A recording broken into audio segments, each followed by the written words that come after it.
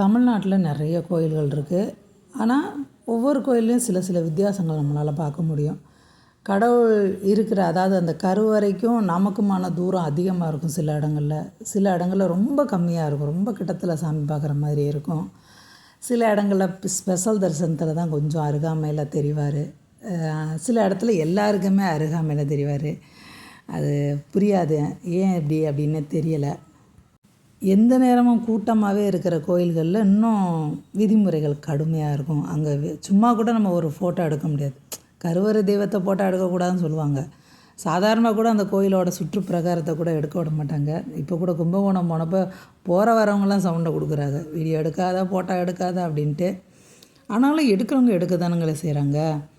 இதில் இந்த விஐபிகள் ஒரு கோயிலுக்குள்ளே நுழைஞ்சா மட்டும் பத்திரிக்கைக்காரவங்கெல்லாம் வளைச்சி போட்டு அவங்க வீடியோ எடுக்கிறாங்க. அப்போல்லாம் இவங்களுக்கு கருவறை சாமிலாம் அதில் விழுந்துருமே, இந்த இடம் விழுந்துருமே, அந்த இடம் விழுந்துருமேன்னு எந்த ஆகம விதியும் கிடையாது போல். அதெல்லாம் வேலை செய்யாது போல்.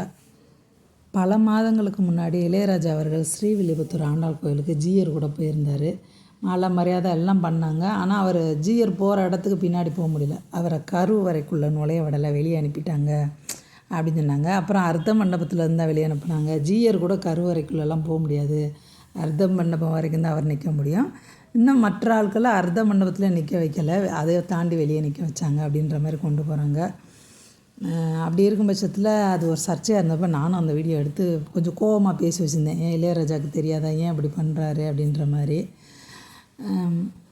கருவறையில் ஒரு வைப் இருக்கும்ல, அதை அப்படி நிலைநிறுத்தவும் அந்த தூய்மையை பராமரிக்கிறவன் தான் கருவறைக்குள்ளே யாரையுமே விடுறதில்ல.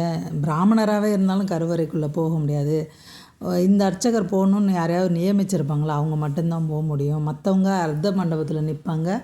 அதுக்கும் மேலே அந்த பொது மண்டபம் இருக்கும், மகா மண்டபம் அப்படின்னு சொல்கிறாங்க, அங்கே இருப்பாங்க அப்படின்றாங்க.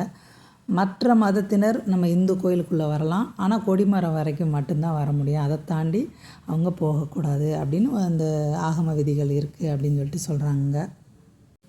ஒரு சில கோயில்களில் தான் நம்ம சாமியை தூரமாக இருந்து தரிசனம் பண்ணுற மாதிரி இருக்குது. நிறையா கோயில்களில் கிட்டத்துலேயே தரிசனம் பண்ணுற மாதிரி இருக்கும். அவ்வளோதான், அதை நினச்சி சந்தோஷப்பட்டுக்கிற வேண்டியதான். விடாத இடங்களை கடந்து விட வேண்டியது தான்.